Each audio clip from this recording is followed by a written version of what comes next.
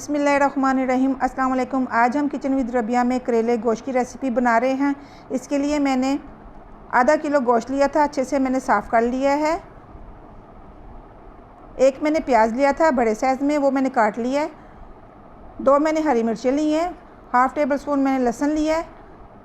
2 टमाटर लिए थे, उन्हें मैंने लंबाई में काट लिया है। 1/4 टीस्पून मैंने हल्दी ली है। 1 टेबल स्पून मैंने नमक लिया है। 1 टेबल स्पून मैंने सुरख मिर्च ली है। हाफ़ टेबल स्पून मैंने धनिया पाउडर लिया है। तो प्रेशर में मैं इसे पकाऊंगी। प्रेशर मैंने चूल्हे पे रख दिया है। गोश्त डाल देंगे, प्याज डाल देंगे, बाकी चीज़ें भी डाल देंगे। 1 गिलास मैं पानी डालूंगी इसमें। प्रेशर का ढक्कन लगा के इसे मैं तकरीबन 15 मिनट के लिए पकने दूंगी। जब इसकी विसल शुरू हो जाएगी चलना, उसके बाद 15 मिनट मैंने इसे देने हैं।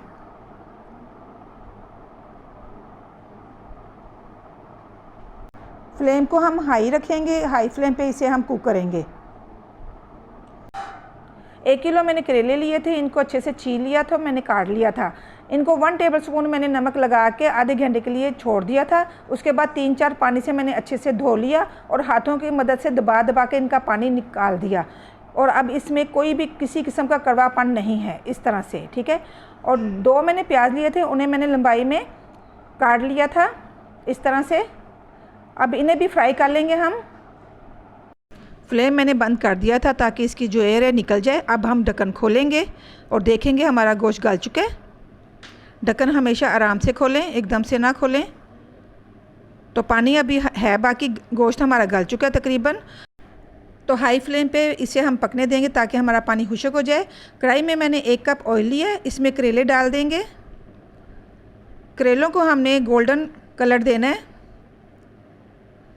तकरीबन 15 मिनट लगेंगे हमें गोल्डन कलर इसको देने में। करेलों को सॉफ्ट करने के लिए थोड़ी देर के लिए मैंने ढक्कन दे दिया था। अब इसी ऑयल में इसे फ्राई करेंगे। दूसरी तरफ हम देखेंगे कि पानी खुश्क हो गया। ये देखें, आप देख सकते हैं। अच्छे से गोश्त की बुनाई कर लेंगे। गोश्त में किसी किस्म का हमने ऑयल या घी नहीं डालना। तो करेले हमारे फ्राई होने वाले हैं, बस कलर आना शुरू हो गया है। गोश्त की बुनाई हो चुकी है। फ्लेम अब हम बंद कर देंगे। दूसरी तरफ हमारे करेले भी हो गए हैं, इन्हें निकाल लेंगे हम।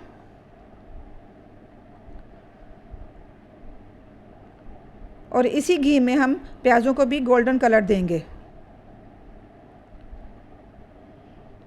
तकरीबन 10 से 15 मिनट इन्हें भी लग जाएंगे कलर आने तक। तो ये देखिए कलर आ गया, इन्हें भी निकाल देंगे।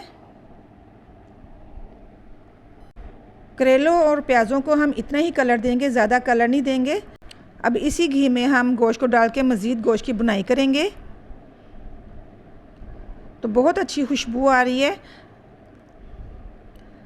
करेले और प्याज डाल देंगे, अच्छे से मिक्स करेंगे और थोड़ी देर के लिए ढक्कन दे के रख देंगे। 5 मिनट हो गए हैं। अब हमारे करेले गोश्त रेडी हो गए हैं। तो अब हम इसे एक डिश में निकालेंगे।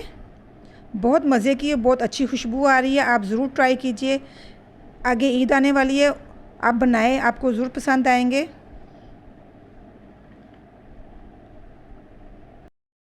ईद स्पेशल करेले गोश्त हमारे रेडी हो चुके हैं। तो आप ईद पे ज़रूर ट्राई कीजिए। वैसे भी ईद पे गोश्त खा खा के इंसान तंग आ जाता है, तो थोड़ी सी सब्ज़ी डल जाए तो मज़े की बन जाती है वो डिश। तो आपको मेरी रेसिपी पसंद आई तो लाइक कीजिए, वीडियो अच्छी लगी तो शेयर कीजिए। चैनल पे नए हैं तो मेरे चैनल को सब्सक्राइब कीजिए। अल्लाह हाफिज़।